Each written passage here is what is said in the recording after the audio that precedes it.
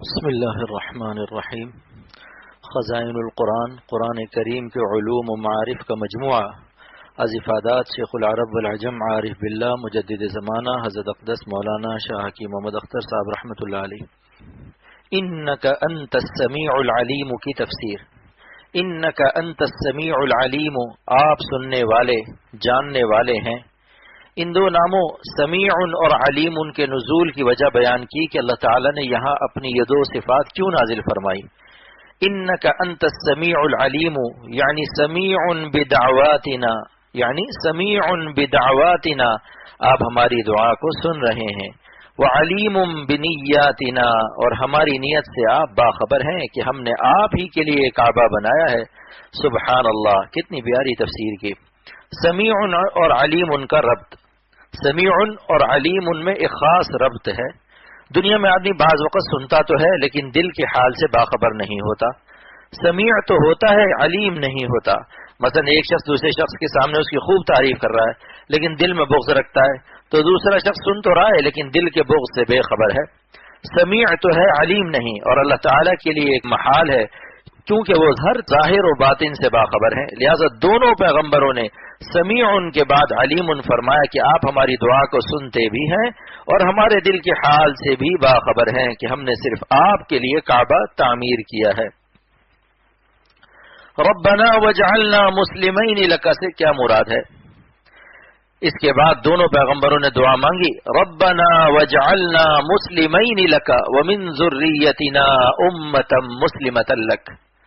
حکیم الامت حضرت تھانوی رحمۃ اللہ علیہ فرماتے ہیں کہ وجعلنا مسلمین لک سے کیا مراد ہے؟ کیونکہ مسلمان تو وہ تھے ہی، کیونکہ پیغمبر تو مسلمان ہی ہوتا ہے۔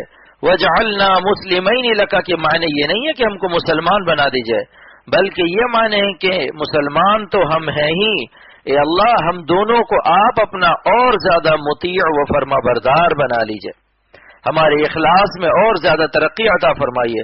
جو ایمان و یقین اور اطاعت و اخلاص اس وقت ہمیں حاصل ہے، اس سے اور زیادہ اعلیٰ درجے کا عطا فرما دیجئے۔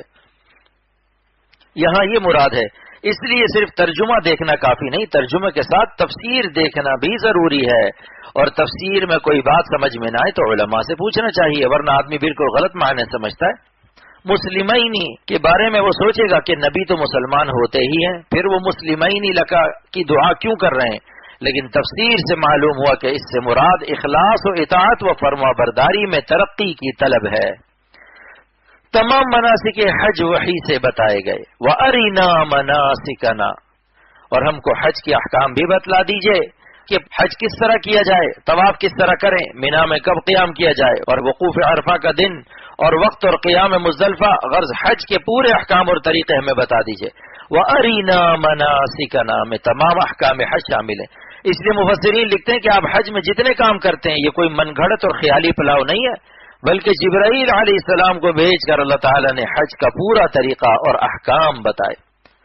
کعبہ شریف زمین کے بالکل وسط میں ہے، اور کعبہ شریف جہاں واقع ہے وہ پورے عالم کا وسط ہے۔ آج دنیا سائنس اور پوری دنیا کفر حیران ہے کہ زمین کے بالکل بیچوں بیچ بالکل وسط میں کعبہ شریف کیسے بنایا گیا، جبکہ اس وقت پیمائش کے حالات نہیں تھے، سائنس کی ترقی نہیں تھی، لیکن اللہ تعالیٰ نے جبرائیل علیہ السلام کے ذریعے حضرت ابراہیم علیہ السلام کو بتا دیا کہ یہاں کعبہ کی بنیاد رکھو جو وسط ہے دنیا کا۔ اللہ پاک عمل کی توفیق عطا فرمائے۔